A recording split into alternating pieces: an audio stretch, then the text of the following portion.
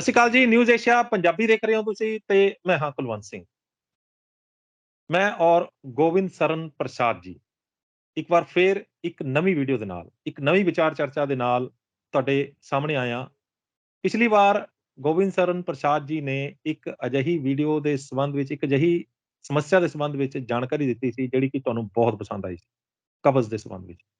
ਮੇਰੇ ਕੋਲ ਬਹੁਤ ਫ਼ੋਨ ਆਏ ਤੇ ਉਹਨਾਂ ਦੀ ਡਿਮਾਂਡ ਦੇ ਉੱਤੇ ਹੀ ਹੁਣ ਅਸੀਂ ਅੱਗੇ ਵਧ ਰਹੇ ਹਾਂ।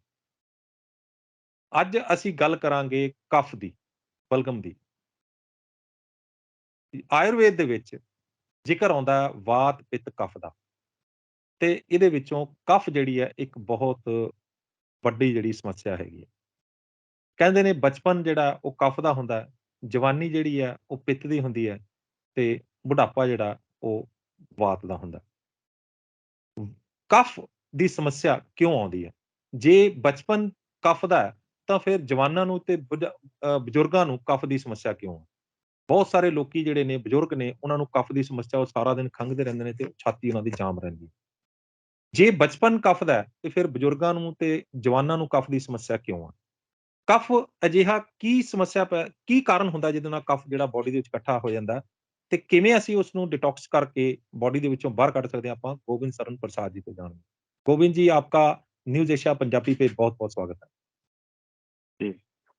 वंदे मातरम, आपको बहुत-बहुत धन्यवाद और सभी दर्शकों को भी कोटि-कोटि नमन कि आपने हमारे प्रयास को सराहा और अपने जीवन में इसे उपयोग करके अपने रसोई घर को पहचान के अपने और अपने परिवार को स्वस्थ समृद्ध बनाने के प्रयास में चल रहे हैं। इसके लिए भी कोटि-कोटि नमन। जैसा जी, कि भाई जी से बात हुई थी तो भाई जी ने बोला कि क्या बात करेंगे इस पे, क्या चाहिए? तो जो मौसम है ये ठंड का मौसम है बिल्कुल। और और ठंड में जो होता है सबसे ज़्यादा कफ जो है और वात, ये 2 चीज़ें होती हैं, कुपित हो जाती है। हुँ, लेकिन मैं कफ की बात इसलिए कर रहा हूँ कि हमारे छोटे बच्चे होते हैं, खाँसी है, खर-खर करते रहना, हुँ, छातियों में पसलियाँ चलना, तो मैंने कहा ये चीज़ें क्योंकि पीछे कई सारे फ़ोन आते हैं तो इसलिए मैंने कहा चलो इस पे ही चर्चा कर लें, ताकि न्यूज़ एशिया के माध्यम से ये घरेलू जो ज्ञान है, वो ज्ञान आगे पहुँचे और ये परंपराओं में जीवित रहे। जी, बात बहुत सारी जैसे आयुर्वेद के तरीके से बात करें तो बहुत जटिल है, जटिल तरीके से समझाया जाता है, जटिल बनाया जाता है और जटिलता बढ़ाई जाती है। लेकिन अगर हम परंपराओं की बात करें, तो ये समस्याएँ बहुत ही सरल है, ये जीवन में होना ही है, तो इसके उपचार भी बहुत ही सरल हैं। बिल्कुल। तो उन्हीं उन्हीं चीज़ों पे हम बात करेंगे कि कौन-सी ऐसी रसोई घर की औषधियाँ हैं, जिनको हम प्रयोग करके अपने बच्चों का, अपने आप का, बड़े-बुजुर्गों का, इन सब का कफ का नाश कर सकते हैं। कफ से पीड़ित जो बलगम, खर-खर करते रहना, खाँसी आना और वही कफ जब सूख जाता है, तो सूखी खाँसी में तब्दील हो जाता है, कुत्ते वाली खाँसी में तब्दील हो जाता है।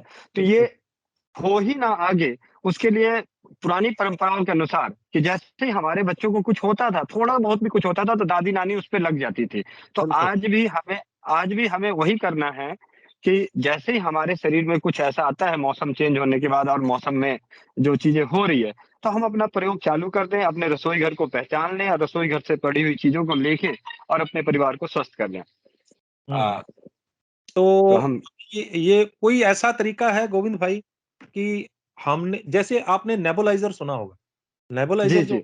है वो बॉडी के अंदर की कफ जड़ी है वो सारी अंदर से खींच के बाहर निकाल देता है।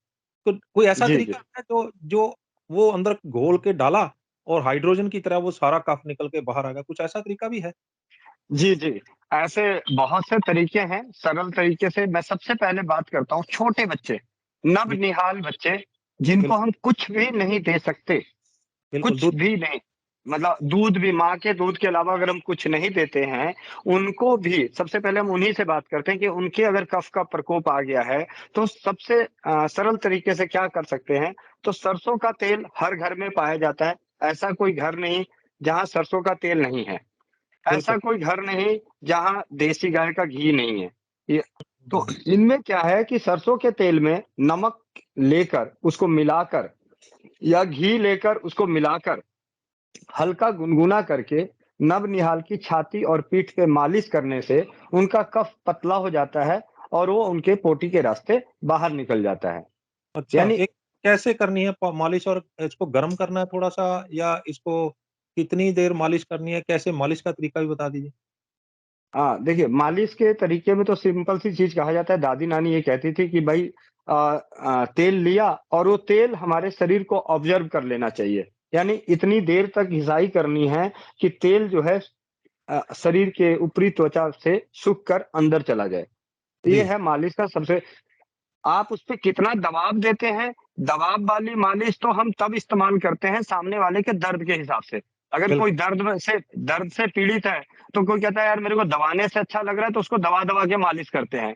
जिसे बिल दबाने दबाने से दर्द बढ़ता है, तो उनकी जो मालिश होती है, वो मालिश होती है धीरे-धीरे रब करके, हुँ, मसाज करके, रब करके मतलब उस तेल को सुखाया जाता है, अंदर तेल ऑब्ज़र्व हो जाएगा, तो तेल अपना गुण-धर्म मांसपेशियों में जाके जो हम दवा खाने के बाद जो करेंगे उससे इस तरीके से हो जाता है।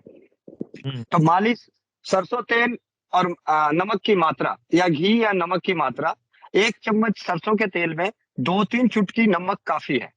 1 अ, चम्मच घी में 2-3 चुटकी नमक काफ़ी है। इन दोनों को मिला के अगर हम मसाज करते हैं, तो हमारे नवनिहालों के कफ जो हैं, वो पतला होके उनके पोटी के रास्ते बाहर आ जाता है। या हुँ, बच्चे को दूध पिलाने के बाद कई बार उल्टी हो जाएगा थोड़ा-सा, तो उससे भी कफ को बाहर निकालने के 2 ही रास्ते हैं, या तो मल के रास्ते या उल्टी के रास्ते। हुँ, हुँ, हुँ, अब आ जाते हैं कि हम नवनिहालों को चटा भी सकते हैं क्या कुछ? दे भी सकते हैं। तो हुँ, हमारे रसोई घर में जो सबसे उत्तम मतलब रसोई घर से थोड़ा दूर ऐसा कोई घर नहीं क्योंकि जो भारत की संस्कृति है, यहाँ रुद्राक्ष का बहुत बड़ा महत्व है। बिल्कुल रुद्राक्ष, हाँ, बिल्कुल। हाँ, तो रुद्राक्ष का यहाँ पे बहुत अच्छा रोल है कि अगर रुद्राक्ष को शहद में घिस के और हुँ, उस शहद को चटाते हैं, तो छोटे बच्चों का कफ जो है, वो न शमन होता है, नष्ट होता है और उनको कफ की समस्या नहीं होती। अब आ जाते हैं एक ऐसी प्रक्रिया जो हम बच्चों को उसपे सुलाने से उनको सर्दी, खाँसी, जुकाम और कफ के रोग नहीं होते हुँ, हुँ, हुँ, और ये आपके आस-पास घरों के खेतों में, बाहर रोड के किनारे आक, अकौआ, मदार हुँ, हुँ, ऐसे बोलते हैं, अकवन बोलते हैं। बिल्कुल। इनके फूल होते हैं मतलब फल लगते हैं, उसके अंदर फूल हाँ, होता है। बिल्कुल होते हैं। वो अ, छतरी टाइप होते हैं, 4 पत्ते होते हैं उसके, हाँ, फूले से। हाँ, तो जब उसको खोलेंगे तो उसके अंदर से रुई जैसा निकलता है, रुई जैसा, हाँ, सफ़ेद। जी, जी, जी। तो अगर इसके रुई को एक बिस्तर के रूप में बना के मतलब जितने बड़े में बच्चा आपका सोता है नवनिहाल, उतने हुँ, में उसको भर दें और उसको थोड़ा-सा चौड़ा करके उसके और उसके ऊपर अगर बच्चे को सुलाया जाता है, नवनिहालों को, तो अच्छा। उनसे हाँ, उससे बच्चों को सर्दी, खाँसी, जुकाम ये नहीं होते। यानी कफ का रोग का मतलब कफ का प्रकोप उन बच्चों पे कम पड़ता है। हुँ, दूसरी चीज़ जिनके अब छोटे बच्चे हैं और उन्हें अपने बच्चों को इनसे बचा के रखना है, तो पुरानी परंपराओं में झाँक के देखें तो घर के अंदर एक छोटा-सा मिट्टी का कोई हांडी टाइप का होता था, उसमें आग के उपले जलाए जाते थे और उस जलती हुई उपलों की आग को कमरे में रखा जाता था, जिस कमरे में बच्चा सोता था, जी, सर्दी जी। के मौसम में। लेकिन उसपे एक चीज़ अलग से डाली जाती थी, वो डाला जाता था अजवाइन। जी, जी, क्योंकि जी। अजवाइन की गंध में आपके अगल-बगल के बैक्टीरिया को भी मारने की शक्ति है, उसके सुगंध में। जी, जी। तो इस तरीके से हम अपने नवनिहाल की रक्षा कर सकते हैं। नवनिहाल थोड़ा-सा बड़ा है, तो थोड़ा बड़ा है तो आप उसको तुलसी का रस दे सकते हैं, अदरक का रस दे सकते हैं। जी। बहुत बहुत ही ज़्यादा है, आपको डर लगता है कि कितना दें, नहीं दें, तो 1 बूँद, 2 बूँद तुलसी का रस निकाल लें, 1-2 बूँद अदरक का रस निकाल लें, गरम चम्मच करें, उसमें उस रस को डालें, माँ का दूध डालें, शहद डालें, मिला के उसे बच्चे को चटा दें। तो इस हुँ, तरीके से हम छोटे बच्चे को और जब बच्चे का घर-घर जैसे कहते हैं ना जब कफ जम जाता है, तो घर-घर की आवाज़ आती है, जो हुँ, एक डब्बा रोग बोलते हैं, पसली चलना कहते हैं, निमोनिया कहते हैं। तो हुँ, यहाँ पे भी हम इस चीज़ का प्रयोग करते हैं और मालिश बहुत ज़रूरी है नवनिहालों की। अब आ हुँ। जाते हैं हम थोड़ा बड़े लोगों की, चाहे वो बच्चा ए है 1 मिनट मैं आपको रोकूँगा। मिट्टी की हांडी में उपले जला के उसके ऊपर आपने बोला है कि अजवाइन थोड़ी-सी डाल के उसको उसका धुआँ करो, वो बच्चे को फ़ायदा देगा। हुँ, लेकिन अब यहाँ बच पर एक एक चीज़ और है कि आजकल बहुत सारे हादसे ऐसे हो रहे हैं कि जो हम अंगीठी बाल के अंदर रखते हैं सेंकने के लिए, उससे हम अंदर गैस बन जाती है और वो मौत का कारण भी बनती है। तो इससे बचने के लिए क्या करना पड़ेगा? मतलब उसको नहीं वो भी मतलब धुएँ से तो बचना पड़ेगा ना? नहीं, जब जब वो धुआँ अजवाइन का होता है, देखिए, हुँ, जो धुआँ नुकसान करता है वो गीली लकड़ी अगर हम जला रहे होते हैं, गीली लकड़ी, तो गीली लकड़ी का धुआँ हमारी आँखों में लग जाता है, पता चल जाता है। लेकिन बिल्कुल। ज जो धुआँ आपकी आँखों में जलन पैदा करे, हाँ, हाँ, हाँ। वो धुआँ आपके अंदर भी नुकसान करेगा। बिल्कुल क्योंकि करेगा। हमारे जो ज्ञानेंद्रियाँ हैं, वो हमें बता देती है कि कौन-सी चीज़ अब धुएँ को तो जीभ से तो नहीं कर सकते, लेकिन धुएँ को जो धुएँ की क्वालिटी को धुआँ हमें नुकसान करेगी या फ़ायदा, उसका सबसे अच्छा उपाय है आपकी आँखें। बिल्कुल, हाँ। अगर आपकी आँख में वो धुआँ नहीं जल रहा है, नहीं लग रहा है, तो इसका मतलब वो धुआँ आपको नुकसान नहीं करेगा। और अजवाइन का धुआँ और अगर जो लोग अंगीठी नहीं जलाना चाहते, तो उनके लिए सिंपल है, घर में है, तवा गरम करें, उस पे अजवाइन को डाल दें, हुँ। हुँ, हुँ, हुँ, हुँ। अजवाइन अजवाइन का धुआँ कर लें। तो हुँ, हुँ। मैं अब यहाँ पे याद आ गया तो मैं आपको बता दूँ, बहुत सारी माताएँ में बहनें हैं, जिनको यूटीआई इन्फेक्शन हो जाता है, बिल्कुल होती हैं, बिल्कुल होती हैं। ठीक है? उनको गुप्तांगों में खुजली होती है। हुँ, हुँ, ये हुँ। अजमा ये अजवाइन का धुआँ लेने से मतलब आप अजवाइन जलाएँ और उसके नीचे खड़े हो जाएँ, तो उसका धुआँ जब आपके गुप्तांगों में पड़ता है, तो उससे वहाँ का इन्फेक्शन खत्म होता है, खुजली खत्म होता है और ये स्वस्थ समृद्ध परिवार निर्माण के प्रयास में बताने के बाद, बहुत सारी बहनों ने इस्तेमाल करके ये बताया कि एक ही बार में, 2 बार में, 3 बार में उनकी गुप्तांगों की खुजली नष्ट हो गई। तो आप क्या सोच सकते हैं कि ये धुआँ नुकसान कैसे कर सकता है। क्या बात है! क्या बात है! बहुत, बहुत, बहुत, बहुत बढ़िया है। जी, जी। आगे। अब हम आगे चलते हैं, बच्चों को ये छोटे बच्चा हो गया नवनिहाल जिनको हम दे नहीं सकते। अब आ जाते हैं कि थोड़े से बड़े जो खा पी सकते हैं, कुछ कर सकते हैं, उनके लिए बहुत सारी चीज़ें हैं कफ को ठीक करने के लिए। आप लौंग उबाल के उसका काढ़ा पी सकते हैं, 5-6 हुँ, लौंग ले सकते हैं, 2-3 लौंग ले सकते हैं, उनको कूट के 1 कप पानी को आधा कप करके चाय की तरह पिएँ, इससे कफ पतला होता है और हुँ, शमन होता है, सांस की तकलीफ़ें दूर होती है। हुँ, बहेड़ा है, बहेड़े बहेड़े को मुँह में रख के चूस सकते हैं, चूसने से कफ पतला होता है। मुलेठी है, मुलेठी को मुँह में रख के चूसते हैं, इससे कफ पतला होता है। यानी कफ को पतला करेंगे, तभी वो खाँसी आएगी या खखार हम करेंगे, तो वो बाहर निकलेगा या वो हम जब हम सुबह पेट साफ करेंगे, जब हम शौच क्रिया को जाएँगे, तो वो कफ हमारा नीचे पहुँच जाएगा। अगर गले में कफ जमा हुआ है, तो यहाँ हुँ। से जब तक पतला नहीं होगा, तब तक वो बड़ी आँत, छोटी आँत में नहीं पहुँचेगा। तो बिल्कुल। कफ को पतला करना है, तो कफ को पतला करने के लिए अदरक चूस सकते हैं, बेड़ा चूस सकते हैं, मुलेठी चूस सकते हैं। जी, जी, जी। अब अब कुछ ऐसी चीज़ें जिनको हम अपने घर में खाने-पीने के तौर पे बना के, उसको रख कर, प्रयोग में लाकर, अपने दिनचर्या में, अपने खाने-पीने में शामिल करके, हुँ, हुँ, हम हुँ। सिर्फ़ कफ को ही नहीं दूर करते, उनके सेवन से हमारी बहुत सारी दूसरी समस्याएँ भी दूर होती है। जैसे मान लें कि अगर दाल लौंग है, लौंग को आपने कफ के लिए तो इस्तेमाल कर रहे हैं, लेकिन जब आप लौंग का इस्तेमाल कफ के लिए कर रहे हैं, तो हुँ, हुँ। एक जो पुरुष भाई है, उसकी तो नपुंसकता भी दूर होगी। क्या बात एक है! जिसकी दाँत की समस्या है, उसके दाँतों की समस्या दूर होगी। भाई ये लौंग का प्रयोग आप ये कैसे? भाई राजीव दीक्षित जी ने बताया था कि अगर जिनके शुक्राणु कम बनते हैं, नपुंसकता है, तो उन्हें लौंग का सेवन करना चाहिए और ये प्रयोग हमने 2-3 भाइयों को किया और उससे इसके परिणाम भी आए हैं। तो हम लौंग का सेवन अगर हम करते हैं, तो हमारी नपुंसकता दूर होती है। तो हुँ। लौंग का सेवन करते हैं, कैसे करना है? वही पूछ रहा हूँ मैं। 2-3 लौंग कूट के 1 कप पानी में उबालें, आधा कप रह जाए, चाय की तरह पीजिए। ओके, ओके, ओके, हुँ। ओके। इससे नपुंसकता दूर हो हाँ, नपुंसकता ठीक होती है और शुक्राणु शुक्राणुओं की संख्या बढ़ गुड, गुड।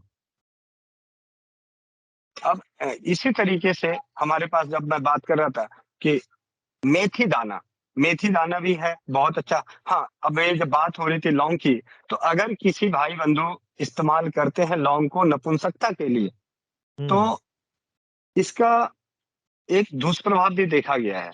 ये हमारी आंतों को और हमारी किडनी को हुँ। नुकसान पहुँचाती है। जी। तो इससे नुकसान से बचने के लिए अगर आपने मतलब कहने एक तो मात्रा अगर हमारी सही होगी तो कभी नुकसान नहीं होगा। हुँ, मतलब 2-3 लौंग अगर हम लेते हैं तो इससे नुकसान नहीं होगा।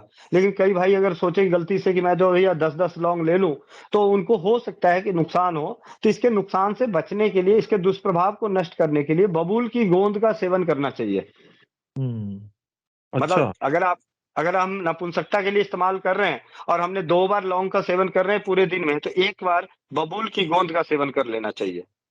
और आप अच्छा। इसको लगातार लगातार 3-4 महीने तक, 5 महीने तक, 6 महीने तक, साल भर तक लें। तो वो कैसे लेनी बबूल की गोंद? बबूल की गोंद रात को 1 चम्मच बबूल की गोंद रात को 1 गिलास पानी में डाल दें, सुबह हुँ, उसमें मिश्री मिला के पी जाएँ, या दोपहर में पी लें। ओके, ठीक है। हाँ, या आगे बढ़ते हाँ, अब हम बात कर रहे थे कि वो पाउडर, जिस पाउडर से हम कफ का नाश कर सकते हैं और हमारे लिए वर्धक भी, स्वास्थ्यवर्धक भी है।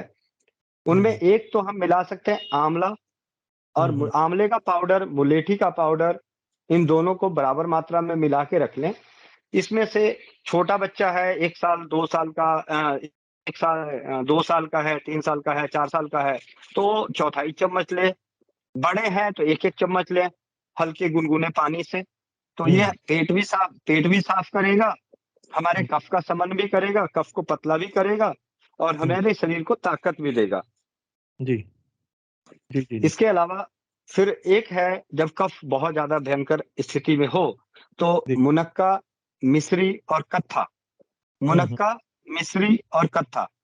पान जी, वाला कत्था पान हुँ, वाला कत्था पान पान का पत्ता लिया, उसपे कत्था लगवा दिया, जी, 2-3 मुनक्के डाले और थोड़ी-सी मिश्री डाली। और जी, जैसे-जैसे पान चबा के खाते हैं, उस हुँ, तरीके से इसको अगर चबा के खाया जाए और हुँ, उसी में अगर आप जैसे जैसे हमने बताया कि मुलेठी काम करता है, तो मुलेठी भी डलवा दें, वो अलग बात है। लेकिन हुँ, अगर सिंपल तरीके से हम इस तरीके से अपने कफ को, एक तरीके से तो हमारा भोजन हो गया, हमारा हुँ, टाइम पास हो गया, हम पान खा रहे हैं जी और पता चला जी कफ का रोग नष्ट हो रहा है। हुँ, हुँ, हुँ, हुँ, उसी में लौंग भी डलवा सकते हैं, अगर किन्हीं को है, तो आप लौंग डलवा लें। तो हुँ, इस तरीके से तुलसी भी बहुत उत्तम औषधि है। आज तुलसी दिवस मनाया जाता है संत आसाराम बापू जी के माध्यम से। जो जी, आज बहुत सारे भाई-बहन क्रिसमस मनाते हैं, तो वहाँ पे हम कहते हैं कि भारतीय संस्कृति में तुलसी पूजन, तुलसी दिवस मना लें। तो हुँ। तुलसी कफ का बहुत अच्छा नाश करती है। तुलसी के पत्तों का रस ये तुलसी हल्का पंच गरम क पंच तुलसी या एक एक तुलसी बहुत है? सिंपल कोई भी तुलसी जो आपके पास उपलब्ध है, या तो श्यामा तुलसी मिल जाएगी या रामा तुलसी मिल जाएगी। ठीक तो है। दोनों में से कोई भी तुलसी के पत्तों का रस नवनिहालों को भी दिया जाता है और बड़े लोगों को भी दिया जाता है। बड़े लोग अपनी मात्रा डिसाइड कर लें। भाई हुँ, अगर बड़े हैं तो 1 चम्मच रस लें और उसको हल्के पानी में घोल के पी जाएँ। ओके। बड़े हैं, छोटा है तो 2-4 बूंद। तो हुँ, तुलसी है। एक मैं बात कर रहा था मेथी दाना। मेथी दाना भी हमारा कफनाशक है, कफ को नाश करता है, वात को नाश करता है। माताएँ, बहनें ख़ास करके उनसे विनती है कि आप अपने मेथी दाने का प्रयोग करें। हुँ, उनमें 1 चम्मच मेथी दाना रात को 1 गिलास पानी में डाल दें। हुँ, सुबह उस पानी को चौथाई रहने तक उबालें, 1/4 हुँ, हुँ, हुँ, 1/4 और उसको छान कर उसमें शहद मिलाकर पिएँ। हुँ, जो जो शहद नहीं ले सकते, वो गुड़ मिलाकर पिएँ। तो गुड। ये आपके शरीर के दर्द को भी नष्ट नष्ट करता है, आपके मासिक धर्म की समस्याओं को ठीक रखता है और कफ की समस्या को दूर करता है। हमारा तीव्र तेज बुखार अगर हो तो उसको भी ठीक करता है। हुँ, एक प एक और मैं पाउडर बताना चाहूँगा, जो हम घर के पाउडर बना सकते हैं। उसके लिए हमें लेना है 3 चम्मच, मतलब रेशियो है 3 चम्मच काली मिर्च का पाउडर, हुँ, 2 2 चम्मच मेथी दाने का पाउडर, हुँ, 5 चम्मच भूरा, हुँ, खांड, मिश्री जो भी कह लें और हुँ, 10 चम्मच बादाम का पाउडर। जी। अगर इस मात्रा में एक पाउडर बना के रखें और हुँ, दिन में अगर आप 1 या 2 बार हल्के गुनगुने पानी से सेवन करते हैं, तो हुँ, हुँ, इससे आपकी काफ़ी सारी समस्या, कफ, बलगम, दमा, हुँ, कमज़ोरी, हुँ, साँस लेने की तकलीफ, पेट ना साफ होना जैसी हुँ, समस्याएँ नष्ट होती है। शारीरिक दर्द, जोड़ों का दर्द, घुटनों का दर्द, मतलब हुँ, कहने मतलब एक एक पाउडर कई जगहों पे काम आ रहा है। तो क्या इस बात! तरीके से, और ये सारी दुनिया जानती है, जब मैं इस क्षेत्र में आया, तो मैंने पंजीरी जो है आपके पंजाब के मतलब बनता है पंजीरी। क्यों जी, जी। बनता है? हुँ, हुँ। किस लिए बनाया जाता है? स्वाद के लिए नहीं बनाया जाता। हुँ, हुँ। स्वादिष्ट के साथ-साथ वो हमारे स्वास्थ्यवर्धक भी है। बिल्कुल, बिल्कुल, बिल्कुल। तो उन पंजीरियों में मिलाए जाने वाले ड्राई फ्रूट्स और वो सारी चीज़ें हैं। बस अब हो क्या गया है कि अब स्वाद को हम ज़्यादा ध्यान देते हैं और उसमें पड़ने वाली तिक्त औषधियों को कम कर देते हैं। बिल्कुल, बिल्कुल, बिल्कुल। तो इस तरीके से सरल तरीके से हम अपने बच्चों का और अपने आप का कफ का नाश कर सकते हैं, कफ के रोगों से बचा सकते हैं। जैसा कि आपने पहले भी जाना कि मैं भाई राजीव दीक्षित जी को सुनने के बाद होम्योपैथ के प्रति भी लोगों को जागरूक करता हूँ और उसके बहुत अच्छे परिणाम मुझे मिलते हैं। तो बिल्कुल। मैं इसके बारे में आज आपके बिना पूछे मैं बता दूँ।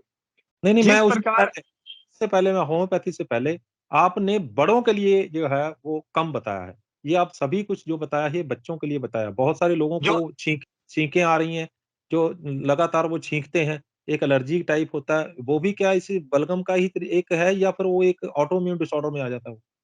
नहीं, ऑटो इम्यून डिसऑर्डर तो है ही नहीं भैया। देखिए, हुँ, मैं उन सभी चीज़ों को नहीं मानता, जिसको आपको मनवाने के बाद पूरी ज़िंदगी रोने के लिए ठप्पा लगा देते हैं। हुँ, हुँ। मैं कहता हूँ, आप अगर रोग ढूँढते हो, तो रोग के साथ पहले उसका सॉल्यूशन ढूँढो। पहले अगर आपने डर डर पैदा करने की ताकत है, तो डर को हुँ, नाश करने की ताकत पहले लेके आओ, फिर डर फैलाओ। जी, जी। लेकिन वो तो होता ही नहीं। तो कहने का मतलब कि 800 करोड़ की पूरे ब्रह्मांड में आबादी है। हुँ, सबका एक जैसा कैसे हो सकता है? हुँ, तो अब मैं बात करता हूँ जो छींकों की बात कर रहे हैं, ये एक तो एलर्जी हो जाती है। कई लोगों को एलर्जी होती है, धूल-मिट्टी की एलर्जी होती है, उसकी वजह से जी। होता है। कइयों को ठंडा-गरम लग जाता है, उसकी वजह से होता है। जिनको भी ये तकलीफ़ें हैं, देखिए हुँ, एलर्जी सबसे सरल तरीके से छींकों को खत्म कर सकते हैं, तो वो कर सकते हैं नाक में सरसों का तेल। ऐसा कोई हुँ, घर नहीं जहाँ ना सरसों तेल नहीं है। नाक हुँ, में स्नान करने के बाद नाक में सरसों का तेल लगाएँ, 2-4 हुँ, बूँद नाक में तेल डालें, सूँघने के लिए। जब छींकें कब आती है? अगर आपको एक अच्छी चीज़ सूँघने को मिलेगा, तो आपको छींक नहीं आएगी। तो उसके लिए एक पोटली बनाइए, उसमें अजवाइन, किलौंजी, लौंग इनका हुँ, हल्का-सा तवे पे सेक के बारीक पाउडर कर लें और हुँ, उसमें भीमसेनी कपूर मिला के पोटली बना के रखें और उसको हुँ, लंबी-लंबी साँस, क्योंकि इसमें एंटी बैक्टीरियल, एंटी इन्फेक्शंस जैसे वो हैं, विषाणुओं को नष्ट करने वाले ताकतें हैं। तो हुँ, इसका प्रयोग करके रात को सोने से पहले जो मैंने पाउडर बताया, ये पाउडर अगर हम गर्म पानी से लेते हैं, तो हमारी एलर्जी की समस्या दूर हो जाती है और छींकें नहीं आती। बड़ों के लिए जो मैंने छोटे बच्चों के लिए बताया, बड़ों के हुँ। लिए सिर्फ़ मात्रा ज़्यादा है। हाँ, देखिए, हाँ। अगर अगर हम हल्दी वाला दूध, मतलब हुँ, 1 चुटकी हल्दी, बच्चे के माँ का दूध गरम किया, उसमें 1 चुटकी हल्दी मिलाया और वो बच्चे को चटा रहे हैं, तो बड़े लोग क्या करेंगे? 1 कप दूध में चौथाई चम्मच हल्दी डालेंगे। अगर छोटे बच्चे को रुद्राक्ष घिस के चटा रहे हैं, तो बड़े को थोड़ा-सा ज़्यादा घिस के चटाएँ या बड़े को उसका बारीक पाउडर शहद में हुँ। मिला के चटा दें। ये मिल जाता मुलेठी है? ये मिल जाता है हाँ, पाउडर? मने वो तो पाउडर भैया कैसी बात है? आजकल आदमी दिमाग का पाउडर बना देता है घर में। ठीक है। मतलब जो मतलब घर में बन जाएगा ये, बहुत ही सिंपल जी, तरीके की रुद्राक्ष। तो जो बच्चों के लिए है, वो बड़ों की मात्रा ज़्यादा है। बड़ों अब लौंग है, लौंग ने हमने बड़ों के लिए किया, तो क्या छोटे बच्चों को काम नहीं करेगा? करेगा। छोटे बच्चों हुँ, को घिस के देना है और हुँ, बड़े काढ़ा बना के लेंगे, बड़े मुँह में रख के चूसेंगे। छोटे हुँ, बच्चों को अदरक का रस दे रहे हैं, तो बड़े बड़े आदमी अदरक अदरक चबा सकते हैं। हुँ, मा सिर्फ़ मात्रा का ध्यान रखना, बड़ों की मात्रा ज़्यादा हो जाएगी। छोटे बच्चों को अगर आधा चम्मच पाउडर दे रहे हैं, तो बड़े आदमी 2-2 चम्मच ले लें भाई। बड़े आदमी पंजीरी 2 लड्डू खा जाता है, छोटा बच्चा आधा खाता है। जी, जी। चलिए हम आते हैं उसके ऊपर जो आप बता रहे थे होम्योपैथी दवाई। हाँ, होम्योपैथ में अपने जैसा मैंने तुलसी बताया, तो तुलसी हुँ, की ही होम्योपैथ में बहुत अच्छी दवा बनती है, जिसका नाम है ओसिमम सैंटम। जी। तो ओसिमम सैंटम मदर टिंचर इसकी 5 बूँद आधे कप पानी में मिला के, आधे हुँ, कप हुँ, उबाल के रखा हुआ पानी, हुँ, आधा कप, उसमें 5 बूँद अगर मिला के, छोटे बच्चे को उसमें से ड्रॉपर की तरह देते हैं, जैसे हुँ, डॉक्टरों की दवाई देते हैं, तो छोटे बच्चों को भी फ़ायदा करता है। बड़े इसको सीधा उसमें 10-15 बूंद मिला के पी लें, मतलब हुँ, मात्रा हुँ, का ध्यान हो गया, यहाँ पे हुँ, मात्रा। तो ओसिमम सैंटम बहुत अच्छी दवा है। जी। एक आती है कालीब्रोम। हुँ, कालीब्रोम होम्योपैथ की दवा है। जब बलगम आप निकाल रहे हैं और हुँ, वो जब हुँ, बाहर निकलता है तो ऐसा निकलता है जैसे तार जैसा, मतलब आप बाहर निकालते हैं फिर भी कुछ अंदर ही रह रहा है। हुँ, हुँ, हुँ, तो उसमें कालीब्रोम का इस्तेमाल होता है। उसका लक्षण है कि अगर आपका कफ है, नज़ला है, जुकाम है और नाक से आपका निकल रहा है और जब बाहर खींच रहे हैं तो वो एक धागे की तरह बन रहा है, तो हुँ, हुँ, इसमें कालीब्रोम का इस्तेमाल होता है। हुँ, ये वो दवाइयाँ हैं जो बिना दुष्प्रभाव के हैं। उसी तरीके हुँ, से एक होम्योपैथी की सैलीसिया, हुँ, सैलीसिया हुँ, इसकी 12x 12x की 4-4 गोली बड़े लोग, छोटे बच्चे नवनिहाल भी हैं, तो उनको 1 गोली माँ के दूध में पाउडर बना के देना चाहिए। हुँ, यानी छोटों को 1 गोली, बड़ों को 4-4 गोली।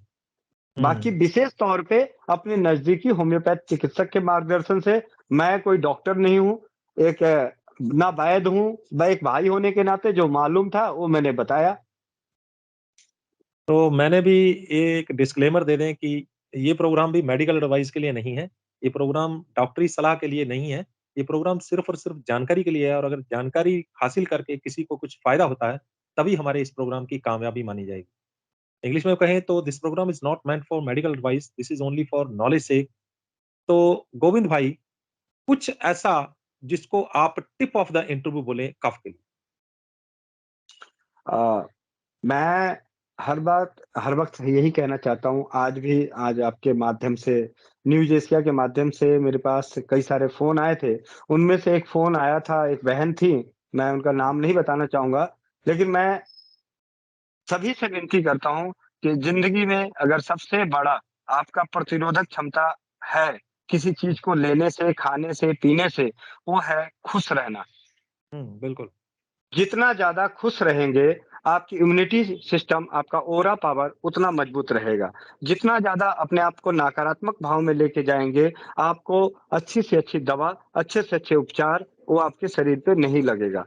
तो मैं बिल्कुल। आप सभी से, भाई-बहनों से, बड़े-बुजुर्गों से, छोटे बच्चों से, सबसे यही विनती करूँगा कि ज़िंदगी में सकारात्मक सोच रखें।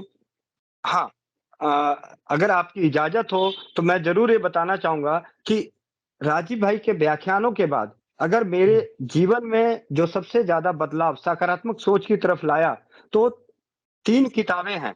अगर आप जी। कहें तो मैं 3 किताबें दिखा सकता हूँ। बिल्कुल दिखा सकते हो, बिल्कुल दिखा सकते जी, 2 1 मिनट।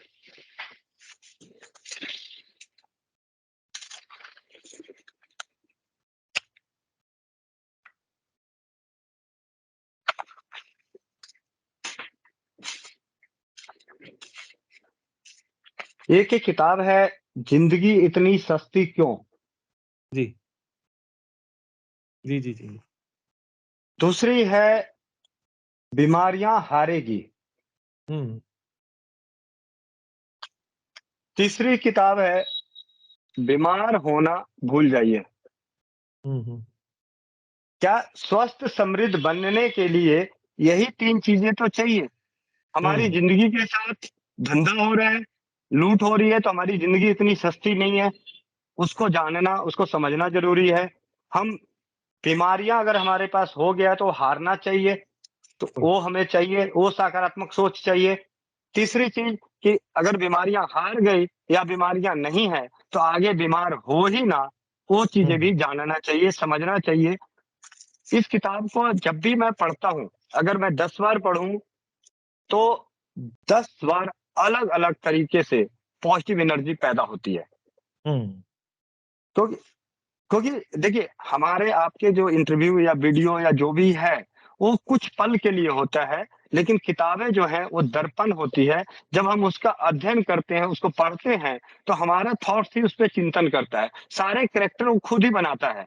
मतलब जी। अगर एक फ़िल्म की कहानी हम सुनते हैं, तो देखते हैं, तो उतना ज़्यादा अपने आप को वहाँ नहीं बैठा पाते, लेकिन जब हम उसको पढ़ते हैं, तो हुँ, उसमें घुस जाते हैं। तो हुँ, ये चीज़ें हैं और ये ऐसे डॉक्टर अबरार मुल्तानी हैं, उनकी किताब है। और हुँ, आपके चैनल के माध्यम से बता दूँ कि मैं पिछले 6 महीने से ये किताबें हर किसी को शादी-ब्याह के दूल्हा-दुल्हन को भी तोहफ़े में ही देता हूँ। मैं उनको हुँ, सगन नहीं देता, सगन के क्या रूप बात में ये देता हूँ। क्या बात है! क्या बात है! क्या बात। तो मैं चाहूँगा ये आप मुझे भी भेंट कर दें ताकि मैं भी इससे अपनी ज़िंदगी सँवार लूँ। जी, जी। आप मुझे अपना एड्रेस भेज दीजिएगा, मैं कल ही आपको कोरियर निकाल देता हूँ। तो पर शर्त ये है कि इसका मूल्य आपको लेना होगा क्योंकि मैं फ्री में कोई भी चीज़ हासिल करना ठीक नहीं समझता। नहीं, तो ज़रूर। ठीक और अब जाते-जाते मैं आपसे एक विनती करूँगा कि पिछली बार जो है वो आपने अपना नंबर नहीं बताया था। लोग मेरे से इस बात पे लड़े कि क्या फ़ायदा हुआ कि आपने इतनी जानकारी दी भी, तो किसी का नंबर नहीं दिया तो उससे क्या फ़ायदा हुआ? तो कृपया अपना नंबर बता दीजिए ताकि पब्लिक जो है अगर कोई आपको संपर्क करना चाहता है तो आप संपर्क कर सकें। जी। मेरा संपर्क सूत्र है 9958148111 99581 48111। आप सभी से यही विनती करूँगा कि आप कॉल करें, मेरे कॉल बिज़ी आएगा, शायद ना उठा पाऊँ, ना जवाब दे पाऊँ तो उसके लिए माफ़ी चाहता हूँ। आप व्हाट्सएप कीजिएगा, व्हाट्सएप पे मैसेज का रिप्लाई देर हो सकता है, अंधेर नहीं। हाँ, आपातकालीन परिस्थितियों में आप लगातार कॉल करें, ज़रूर उठा लूँगा। जैसे अभी भी मैं फ़ोन जो मेरा फ्लाइट मोड पे है, लेकिन ये कॉल ट्रांसफ़र दूसरे नंबर पे है। हुँ, और तो इस तरीके से आपातकालीन परिस्थितियों में मैं उस तरीके से भी एक भाई होने के नाते और एक और आपके आज इसे जो चर्चा है इसके ज़रिए बता दूँ कि कल मेरे पास 72 वर्ष के नागपुर से फ़ोन आया कि हुँ, मुझे हार्ट में 8 दिन से दर्द हो रहा है। डॉक्टरों हुँ, की दवा भी ले ली, डॉक्टरों को दिखाया, उन्होंने इको वगैरह करने के लिए सलाह दी और उन्होंने माइनर अटैक भी बताया है। हुँ, मात्र रसोई घर की 2 औषधियाँ हुँ, लगातार 3-3 घंटे पे हुँ, लहसुन लहसुन, अदरक हुँ, इन दोनों की चटनी बनाए, शहद हुँ, मिलाया और हर 3-3 घंटे पे चाटे। 24 घंटे बाद उनका वॉइस नोट आ गया कि मेरा दर्द पूरी तरह से नष्ट हो गया। और क्या इसका जो टेस्टिमोनियल है, वो स्वस्थ समृद्ध परिवार के यूट्यूब चैनल पे अपलोड है।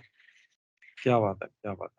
बहुत-बहुत धन्यवाद, बहुत-बहुत धन्यवाद और मुझे लगता है कि आपके द्वारा दी गई जानकारी जो है वो सबको पसंद आएगी। मैं आपको दिल से धन्यवाद आपका करता हूँ और आयुर्वेद का करता हूँ जिन्होंने ये जो ऐसी जो तकनीक इजाद की है जिसकी वजह से जो है वो लोग घर बैठे संतुष्टि भी हासिल करते हैं और ठीक भी होते हैं। बहुत-बहुत धन्यवाद। उम्मीद करते हैं कि ऐसी जी, जानकारियाँ आप अक्सर हमारे दर्शकों को देते रहें। बहुत-बहुत जी। धन्यवाद। वंदे तो ये थे मातरम।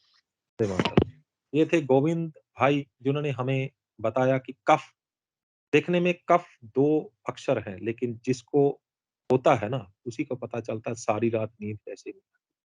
जिसको होता है ना, सारा-सारा दिन छींके मारता है, उसको पता चलता है कि कफ क्या होती है। जिसको निमोनिया हो जाता है ना, उसको पता चलता है कि ये निमोनिया कितना तंग करता है, जान भी ले लेता है। लेकिन अगर आप छोटी-छोटी बातों का अगर ध्यान रखें, घर पे ही आपकी रसोई में सब कुछ पड़ा है, उससे आप अगर थोड़ा-सा गोविंद भाई के तरीके से उसको करेंगे, तो ये चंद मिनटों में, चंद घंटों में सारी समस्या दूर हो सकती है। उम्मीद करते हैं कि ये वीडियो भी आपको पसंद आई और अगर पसंद आई है, तो फटाफट से इसको शेयर कर दीजिए। जितना शेयर करेंगे, किसी न किसी का भला करेंगे। अगर भला करना है, अगर आपके मन में दया है, आपके मन में गुरुद्वारे, मंदिर, मस्जिद कहीं भी जाके दान करने की प्रवृत्ति है, उसको रोकिए और ऐसी वीडियो शेयर करिए। क्योंकि किसी रोते हुए को हँसा देंगे, किसी बीमार को अगर आप हल दे देंगे, तो उससे बड़ा पुण्य धरती के ऊपर कोई नहीं। और अगर आप वीडियो ऐसी आपकी शेयर की हुई वीडियो अगर एक के पास भी चली गई, उसने अपना दुःख दूर कर लिया इसको देख के घर बैठे ही, तो हम समझेंगे कि इस वीडियो को बनाने का मकसद कामयाब रहा। हमारे channel news Asia Punjabi, news Asia Hindi, Awaaze Punjab, Facebook page news Asia Punjabi और Facebook page news Asia Hindi को लाइक, सब्सक्राइब और फॉलो करना ना भूलिएगा। अगली बार फिर हाज़िर होंगे एक नए मुद्दे, एक नए मेहमान के साथ। तब तक मुझे दो इजाज़त। धन्यवाद।